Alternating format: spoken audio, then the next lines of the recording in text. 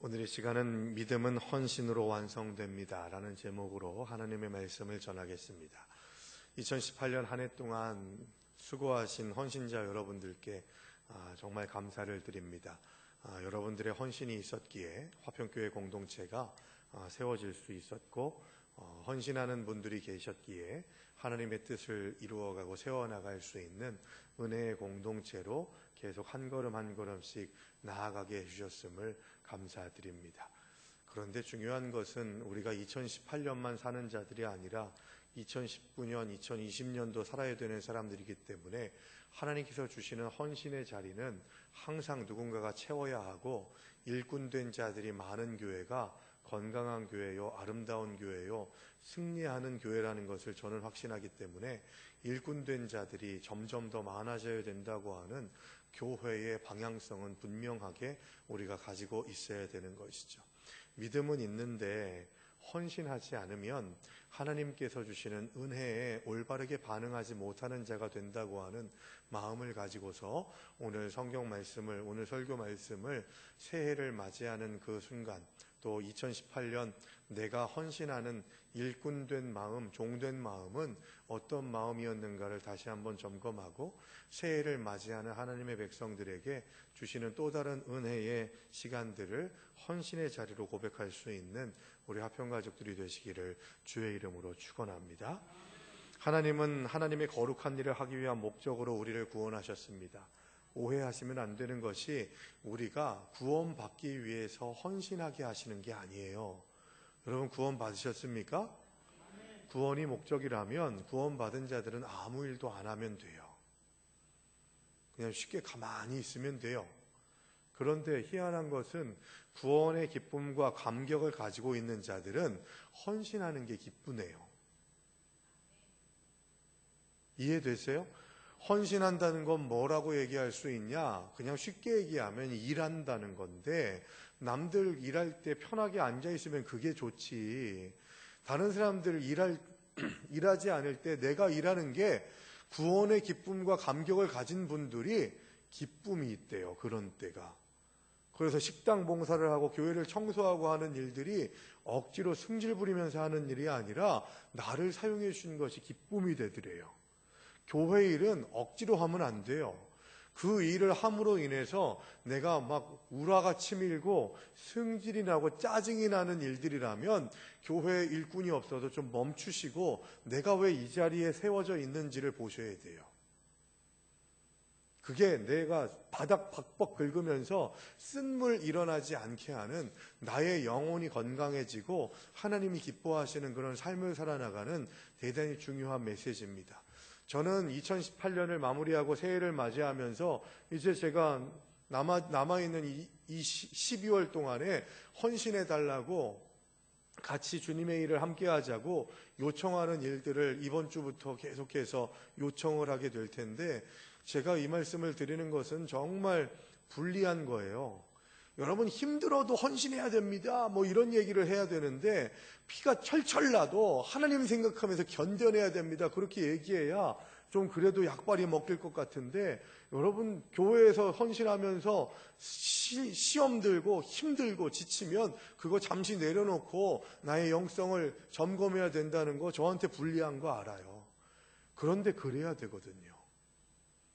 쓴물이 계속 일어나는 가운데에서 계속해서 봉사하는 일들에만 집착하게 되면 그게 정말 하나님께서 주신 사명이 아니라 일로 전락해 버리게 되고, 그래서 일로 전락해 버리게 되니까 기쁨이 없으니까 내가 하고 있는데 너는 왜 안 해? 라고 하는 그런 이야기들로 공동체가 깨지고 무너지는 일들을 경험하는 일들이 얼마나 많은지 모릅니다. 여러분, 그래서 중요한 것은 제가 먼저 교회를 위해서, 하나님 나라를 위해서 헌신하셔야 됩니다 라고 그렇게 이야기할 때, 구원을 받기 위해서 여러분들이 헌신해야 된다고 말할 수 없는 거예요.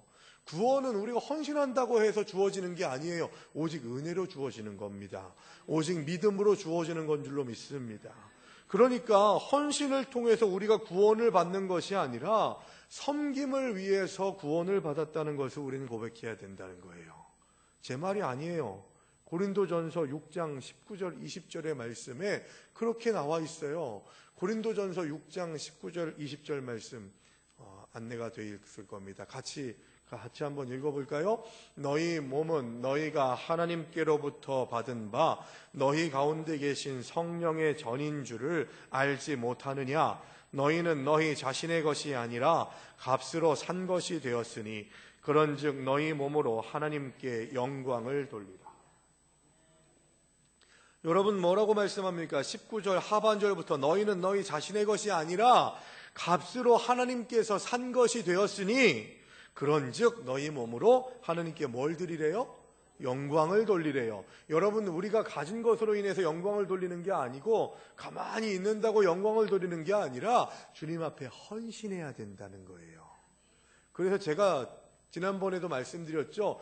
헌신하려면 두 가지를 받아야 돼요. 소명과 사명을 받아야 된다는 겁니다. 소명은 뭐예요? 하나님께서 부르셨다는 거예요. 여러분 하나님께서 나를 종되게 하시고 일꾼 되게 하시는 그 자리를 내가 선택하는 게 아니에요. 내가 원해서 서는 게 아니에요. 종된 나를 주님께서 불러주셨기 때문이에요. 그게 소명의식이에요. 그 소명의식을 가진 사람이 사명을 받는 거예요. 소명 없이 사명 받으면 그 일하면 일을 할수록 사명을 감당하면 감당할수록 하나님으로부터 멀어집니다. 공동체가 깨집니다. 하나님이 나를 부르셨다고 하는 소명의식이 있어야만 하나님의 사명을 감당할 때 하나님이 기뻐하시는 의의 열매들이 맺어지게 되는 거예요. 그럼 사명은 뭐예요? 일이에요. 직분이에요. 감당해야 될 헌신과 봉사의 자리인 거예요.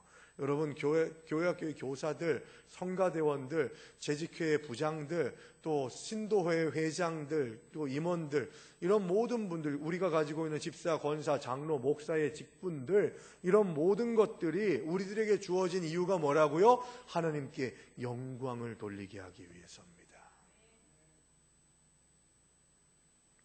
예수님은 우리를 구하시려고 당신의 생명을 대가로 지불하셨습니다. 그렇기 때문에 우리는 하나님을 죄책감이나 두려움 또 기쁨 없는 의무감으로 섬겨야 하는 것이 아니라 하나님이 우리를 위해 하신 일에 대한 깊은 감사와 기쁨으로 섬겨야 된다는 겁니다. 그래서 하나님께 쓰임받는 하나님의 사람들은 기쁨이 있어야 되고 감사가 있어야 돼요. 왜요? 나를 구원해 주신 하나님, 나를 이끌어 주시고 인도해 주시는 하나님, 그 사명을 온전히 감당할 수 있도록 소명의식을 가지고 사명감을 가지고서 하나님께 나아가게 하시는, 그래서 내 힘이 아니라 하나님께서 공급해 주시는 기쁨과 감사의 제목으로 주님 앞에 영광 돌리면서 헌신할 수 있게 해주신 것을 감사하고 체험하는 신앙인들이 진짜 신앙인이라는 거예요. 구원을 통해 우리의 과거는 용서받았고 현재의 삶에는 새로운 의미가 부여됐습니다. 미래에 대해서는 확실한 보장을 허락하셨어요. 과거와 현재와 미래의 일들을 하나님께서 주장하신다고 말씀합니다. 우리는 구원에 대해서 철저하게 빚진 자들이에요. 과거와 현재와 미래를 책임져 주시겠다고 말씀해 주시는 하나님의 음성을 약속으로 받은 자들이 저와 여러분입니다. 그런데 우리는 너무 세상적인 일들로 하나님의 음성 듣는 것을 기뻐하지 않고 하나님이 부르실 때에 아멘으로 화답하지 못하는 때가 너무도 많이 있다는 것이죠. 사도 요한은 우리가 다른 사람을 사랑으로 섬기는 것이 우리가 진실로 구원받은 하나님의 사람들임을 보여준다고 가르쳐줍니다. 제 말이 아니에요. 성경의 말씀이에요. 요한일서 3장 14절에 그렇게 말씀하고 있습니다. 명령하고 있고 우리들에게 분명하게 선포하고 있는데 요한일서 3장 14절 말씀 영상에 나와 있는데요. 같이 읽겠습니다.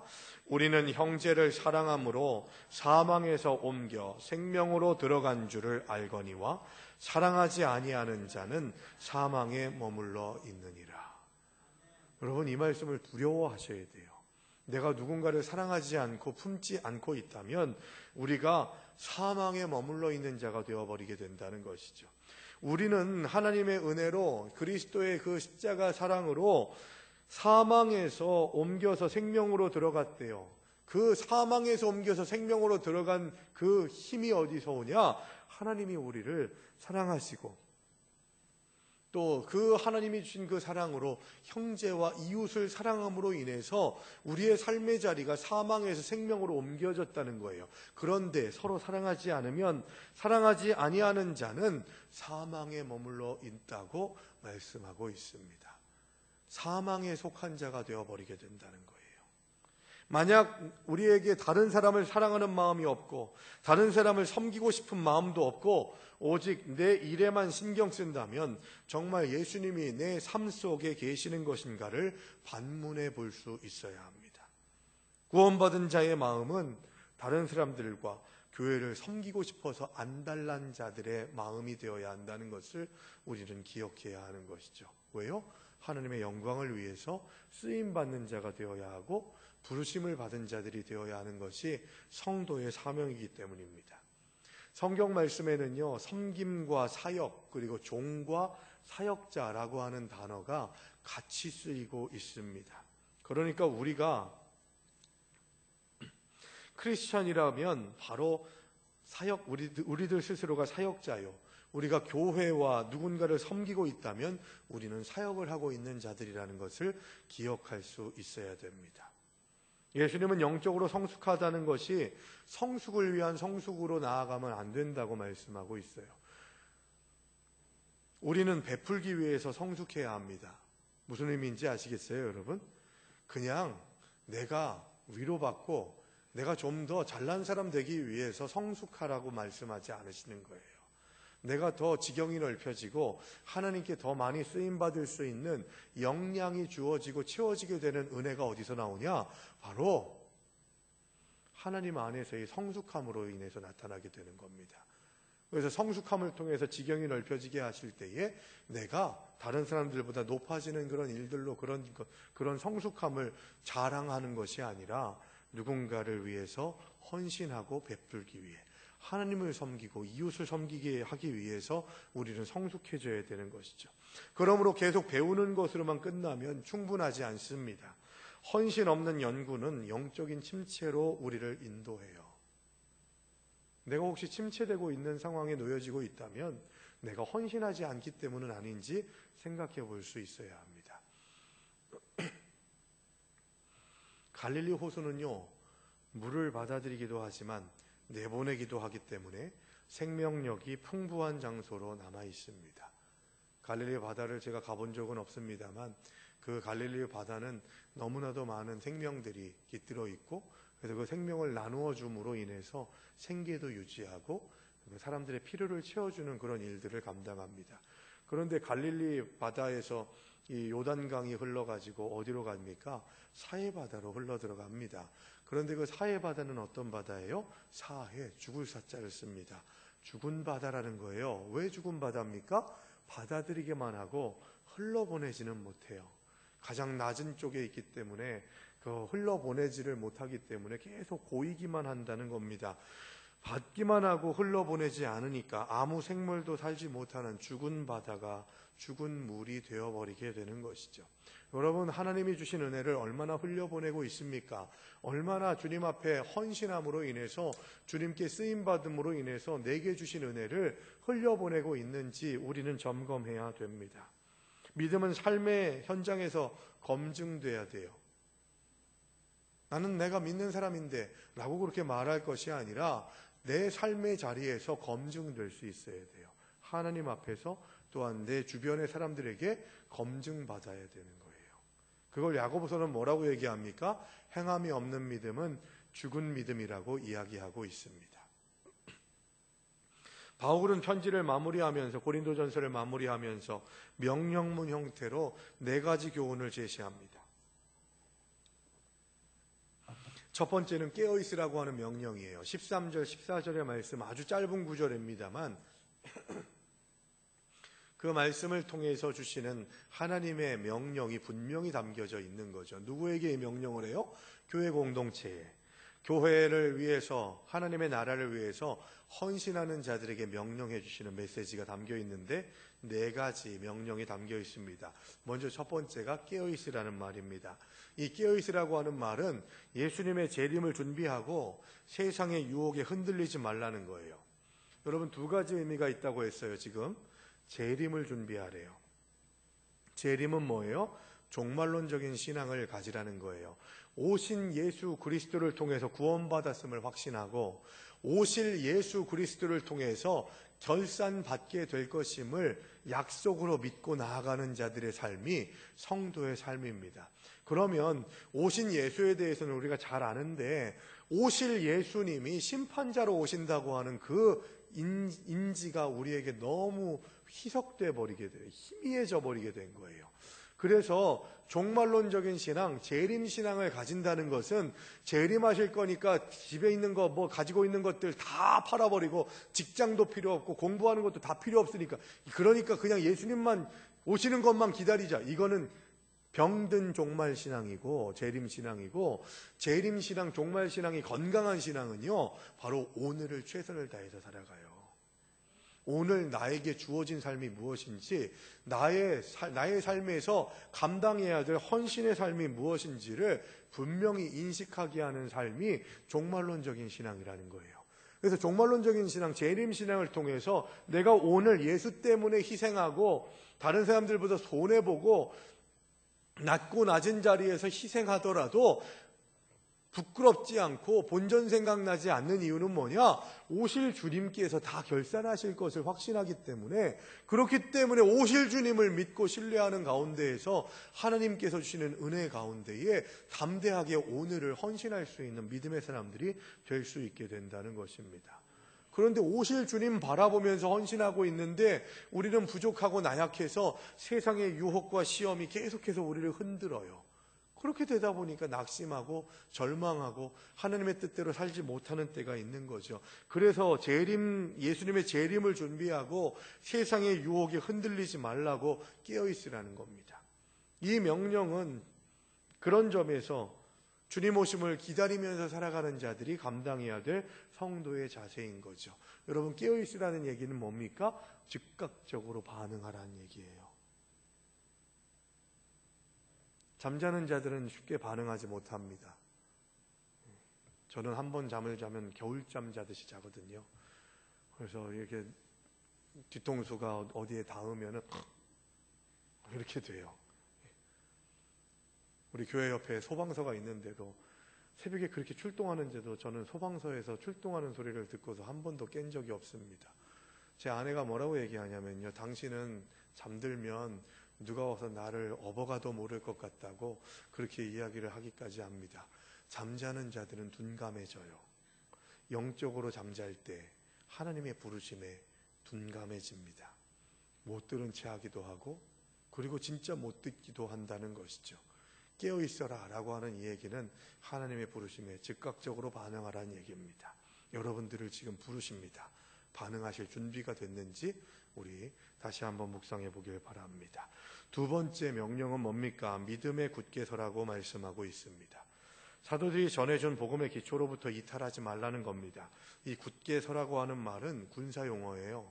그래서 군인들에게 자리를 지키라 라고 하는 그런 명령을 할 때 쓰이는 용어입니다. 군인이 자리를 지킨다는 말은 끝까지 적의 공격에서 자기 자리를 사수하라는 얘기입니다. 마귀가 끊임없이 우리를 공격합니다. 이걸 하지 말게 해달라고 요청하는 것은 어리석은 생각이에요. 예수님이 재림하실 때까지 마귀는 그걸 사명으로 알거든요. 그래서 마귀는 계속해서 우리를 향해서 불화살을 쏩니다. 걸려 넘어지게 만듭니다. 죽이려고 합니다. 무너뜨리려고 합니다. 그래서 우리는 어떻게 기도해야 됩니까? 믿음 위에 굳게 서서 주님 앞에 나아가서 흔들림 없이 하나님의 사명을 감당할 수 있도록 해달라고, 능력 달라고 기도할 수 있어야 되는 거예요. 마귀의 불화살을 이겨낼 수 있는 힘을 달라고 기도할 수 있어야 되는 것이죠. 여기서 말하는 믿음에 굳게 선다는 것은 개인의 주관적인 확신이나 인간적인 체험 위에 서는 것을 말하는 게 아니에요. 선포된 말씀, 믿음의 내용인 복음 위에 굳게 서라고 하는 말씀입니다. 여러분, 믿음 위에 굳게 서라 라고 하는 이 말씀은 우리가 굳게 서기 위해서는 믿음이 있어야 된다는 것인데, 믿음은 어떻게 나온다고요? 뭐를 함으로 인해서 나온대요? 들음에서 나온대요. 연속곡 줄거리 듣는다고 해서 믿음이 생깁니까? 뭘 들어야 됩니까? 하나님의 말씀을 들어야 되는 거예요. 살아있는 하나님의 말씀, 운동력이 있어서 좌우에 날선 검과 같은 말씀을 듣는 가운데에서 우리의 믿음이 있다는 거예요. 들으셔야 돼요, 여러분. 주님의 말씀을 들으셔야 돼요. 그래서 말씀을 가까이 하기 위해서 우리 5가지 얘기했잖아요. 말씀을 듣고 읽고 암송하고 연구하고 묵상하는 5가지. 듣는 것, 여러분 예배 자리에서 열심히 들으셔야 돼요. 그리고 방송으로도 많이 들으세요. 이단적인 그런 거 듣지 마시고. 그래서 유튜브는 좀 위험합니다. 유튜브의 설교를 들으실 때는 공적으로 인정받는 그런 유명한 목사님들의 설교를 들으시는 게 좋습니다. 그 목사가 어떤 목사인지 알 수가 없거든요. 그래서 공적으로 인식하고 있는 목사님들의 설교를 들으세요. 그리고 우리 교회의 예배를 적극적으로 참여하세요. 예배를 통해서는 말씀이 선포되지 않습니까? 듣는 자들에게 믿음이 생깁니다. 읽으래요. 여러분 통독하시기 바랍니다. 통독 계속 하셔야 돼요. 올해 마무리하는데 얼마나 통독의 시간들을 감당하셨습니까? 내년이 시작될 텐데 내년 다시 또 통독 감당하시기를 부탁을 드립니다. 암송합니다. 암송 다른 거 붙잡고서 하실 거 없어요. 주보에 나와 있는 암송 말씀 이거 내년부터 좀 더 많이 암송할 수 있게 되기를 바랍니다. 그래서 다시 한번 예배 때 이렇게 암송하는 시간들을 다시 시작해 볼까 하는 그런 마음도 있습니다. 암송하면 어떤 능력이 오는지 아세요? 기도할 때 기도하는 시간에 암송한 말씀이 우리의 기도를 뒷받침해 줘요. 그리고 누군가를 위로할 때 말씀으로 위로할 수 있어요. 그리고 내가 지치고 힘들 때 순간순간마다 성경책 펴지 않아도 그 말씀이 생각나게 해주세요. 그래서 암송하게 될 때 하나님의 말씀의 능력이 구체적으로 우리들에게 공급되게 됨을 경험하게 됩니다. 연구하는 것, 그냥 듣는 것으로 읽는 것으로 끝나는 것이 아니라 여러분들의 성경책에 이런 훈련을 하셨으면 좋겠습니다. 성경을 읽을 때, 또 큐티 하실 때, 통독하실 때 이건 무슨 내용인지 모르겠다 하면 그 절 옆에다가 물음표 한번 쳐보세요. 은혜 받은 말씀이 나에게 은혜되는 말씀으로 다가올 때 그 절 옆에다가 느낌표 표시 한번 해보세요. 그러고서 계속해서 통독하시거나 말씀을 읽을 때나 예배 때 그 성경 본문을 찾을 때 내가 왜 여기다 느낌표를 했지? 물음표를 왜 했지? 그러면서 한 번 더 들여다봐야 되는 거죠. 그리고 연구하셔야 돼요. 성경 사전 같은 거 하나 정도 가지고 계셔도 참 좋겠고, 그래서 이게 무슨 의미인지를 알려고 애쓰셔야 되죠. 저한테 물으셔도 되고 같이 연구하는 시간들, 특히 수요예배 시간은 강해 설교를 하기 때문에 수요예배를 사모하는 마음을 가지실 때 말씀을 연구하는 마음가짐이 생기게 되는 것이죠. 마지막 묵상입니다. 묵상은 뭐라고 했어요? 그 하나님의 말씀을 나의 삶에 끌어들이는 거예요. 말씀의 현재와 그 말씀이 나하고 어떤 상관관계가 있는지, 그 말씀을 통해서 나는 어떤 힘을 공급받아야 되는지, 그 말씀을 통해서 나는 지금 어떤 죄된 모습들을 드러내놓고 주님 앞에 회개해야 되는지를 묵상해야 되는 거죠. 그래서 이걸 적용이라고도 얘기합니다. 이런 마음가짐으로 믿음의 말씀의 근거에서 믿음에 굳게 서게 될 때 하나님께서 힘주시는 줄로 믿습니다. 세 번째는 남자답게 강건하라고 이야기합니다. 여성들과 남성들을 비교하듯이 이 말씀을 생각하시면 안 돼요. 남자는 탁월하고 여성은 그렇지 않다, 이런 의미로 볼 것이 아니라 남자는 여자보다 좀 육신적으로 힘이 있지 않습니까? 그런 창조의 섭리를 사용해서 남자답게 강건하라 라고 하는 말씀을 주는 거죠. 무슨 의미겠어요? 너희들에게 고난과 박해와 위기와 아픔이 있을 텐데 강건하게 그 모든 상황과 환경 속에서 물러서지 말고 담대하게 그 위기를 극복하고 이겨낼 수 있는 능력을 받아라, 그 얘기입니다. 쉽게 픽픽 쓰러지지 말고 상처받지 말고 하나님의 은혜 가운데에서 견고히 바로 서는 하나님의 사람들이 되라고 하는 말씀을 남자답게 강건하라 라고 하는 말씀으로 표현하고 있는 것이기 때문에 이것은 남신도들에게만 주시는 말씀이 아닌 거예요. 성도는 강건해야 될 줄로 믿습니다. 쉽게 흩쓰러지는 자들, 낙심하고 상처받고 절망하는 자들이 되어서는 안 된다는 거죠. 마지막 네 번째, 모든 일을 사랑으로 행하라고 오늘 성경은 말씀하고 있습니다. 사랑은 사실상 고린도전서를 전체를 관통하는 핵심 단어입니다. 고린도전서의 핵심되는 그런 장이 고린도전서 13장 아니겠습니까? 바울이 고린도전서 전체를 통해서 사랑을 강조한 이유는 고린도 성도들이 가장 영적이라고 주장하면서도 실제로는 교회 안에서 분파가 있을 만큼 사랑으로 하나 되지 못했기 때문이었습니다. 사랑의 실천은 성령의 역사 없이는 불가능합니다. 예수님께서 뭐라고 말씀하셨죠? 사랑할 만한 사람을 사랑하는 것은 사랑하고 싶은 사람, 사랑하고 싶은 사람만을 사랑하는 것은 하나님의 백성들이 하는 사랑이 아니라는 거예요. 진짜 사랑이 아니라는 거예요. 그런 사랑은 이방인도 한대요. 바리새인들과 율법학자들과 서기관들도 하고 있다는 거죠. 그러므로 진짜 사랑을 해야 되는데 그 사랑이 실천적으로 나타나려면 성령의 역사 없이는 불가능하다는 거예요. 그러므로 서로 사랑하라는, 사랑으로 행하라고 하는 이 얘기는 성령으로 행하라는 얘기하고 똑같은 거예요. 성령 받은 자들이 사랑할 수 있습니다. 그래서 따라 하시죠. 성령 받아야 사랑할 수 있습니다. 성령 없이 내 힘으로 내 능력으로 사랑하려고 하니까 고린도 교회처럼 계속해서 파당이 생기고 네 편 내 편 만들어내는 것 아니겠습니까?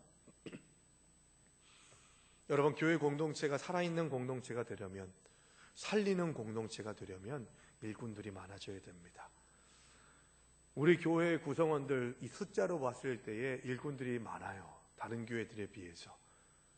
그래서 참 감사합니다. 그런데 더 하나님께서 쓰시는 그런 공동체가 되려면 내 스스로가 더 큰 일꾼이 되어야 할 줄로 믿습니다. 2018년 참 어떤 면에서는 참 힘든 시간들이었던 것 같습니다. 그렇기 때문에 2019년을 채워나가야 되는 일꾼들이 세워지는 과정들이 올해 더 힘들지도 모르겠다 하는 그런 생각을 갖습니다. 그런데 여러분 기억하십시오.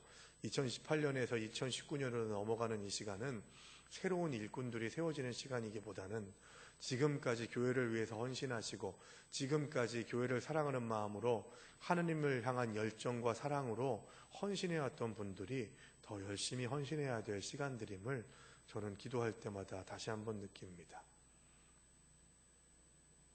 많은 분들이 목사가 이 부분에서 좀 헌신해 주시죠 라고 그렇게 부탁드릴 때 못한다고 합니다. 이해해요. 정말 안 되겠다고 생각하시는 분들도 있습니다.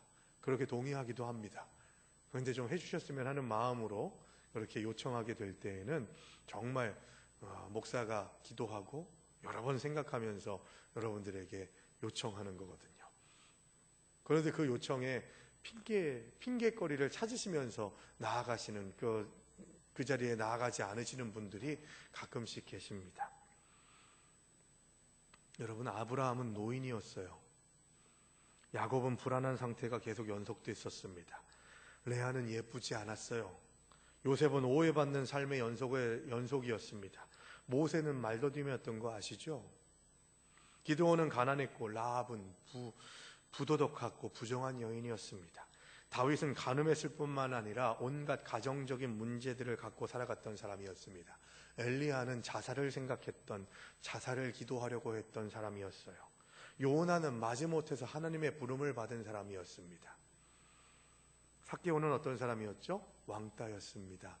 그때 당시에 버러지 같은 인간이라고 같은 동족들에게 계속해서 손가락질 받았던 사람이었어요. 더 얘기해 드릴까요? 하나님께 쓰임받았던 많은 사람들은 핑계거리가 많았던 사람들이었습니다. 그런데 주님께서 주님의 부르심에 응답해서 하나님께 쓰임받았어요. 하나님께 쓰임받은 사람들 모두가 다 여러 가지 실패와 약점을 가지고 있었지만 하나님은 그들 모두를 하나님의 사역에 쓰셨습니다. 마찬가지로 하나님은 우리가 더 이상 핑계대지 않는다면 우리 또한 들어 쓰실 줄로 믿습니다. 내 능력으로 쓰임받는 게 아니에요, 여러분. 교회가 부르고 목회자가 요청하면 여러분 정말 죽을 것 같지 않으면 헌신하시기를 정말 부탁을 드리고 권면을 드립니다. 그리고 여러분 서로 그런 고백이 있어야 돼요. 오늘 본문 16절과 18절의 말씀해 보시면 그렇게 하나님으로부터 쓰임받는 믿음의 사람들을 바울이 언급하면서 스데바나와 부드나도와 아가이고 같은 사람들, 이 사람들은 고린도 교회에 고린도전서를 쓰게 만든 질문지, 편지들을 가지고서 에베소 교회에 있는 이 바울에게 왔던 사람들입니다. 그런데 이들이 종추적으로 교회의 역할들을 열심으로 감당하는 사람이었어요. 물심양면으로 헌신하는 사람이었다는 겁니다. 그런데 바울이 뭐라고 요청합니까? 오늘 고린도전서의 말씀 16절과 18절의 말씀. 16절, 함께 일하며 수고하는 모든 사람에게 순종하라 라고 말씀합니다. 18절 또 뭐라고 합니까? 그러므로 너희는 이런 사람들을 알아주라 라고 말씀하고 있어요. 여러분, 교회를 위해서 헌신하는 분들을 여러분 알아주고 그들을 순종하시기 바랍니다. 그리고 인정해 줄 수 있어야 돼요. 그런 점에서 우리 장로님들을 인정하셔야 됩니다. 목사를 인정하셔야 됩니다. 또 각 신도의 회장님들, 재직회 부서의 부서장들을 인정하실 수 있어야 됩니다.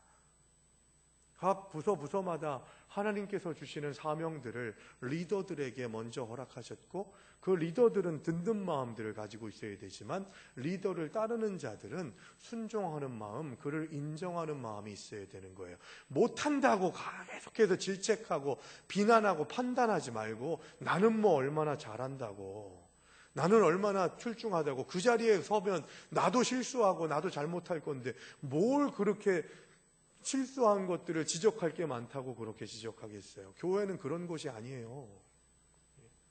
인정해 주시고 순종하는 마음을 가질 수 있게 되기를 바랍니다. 어떤 사람들은 사람들의 마음을 시원하게 해주는 반면에 어떤 사람들은 사람들의 마음을 답답하게 합니다. 어떤 사람들은 사람들을 화목하게 하는 사람들이 있는 반면 어떤 사람들은 사람들을 반목하고 갈라지게 합니다. 어떤 사람들은 자랑하지 않고 묵묵히 섬기는 반면에 자신을 자랑할 뿐만이 아니라 비방하고 비판하는 사람들이 있기도 합니다. 어떤 사람들은 사람들을 위로하는가 하면 사람들에게 상처를 주고 믿음의 자리를 떠나라고 등 떠미는 사람들이 있기도 해요.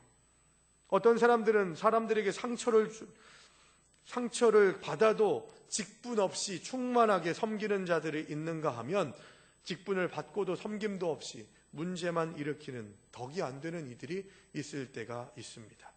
어떤 사람들은 모일 때마다 하나님의 은혜를 전하는가 하면 모일 때마다 세상 이야기를 하고 자기 자랑만 하게 될 때가 있는 자들이 있다는 거죠. 여러분, 어떤 일꾼 되시겠습니까? 어떤 일꾼으로 부름받고 계십니까?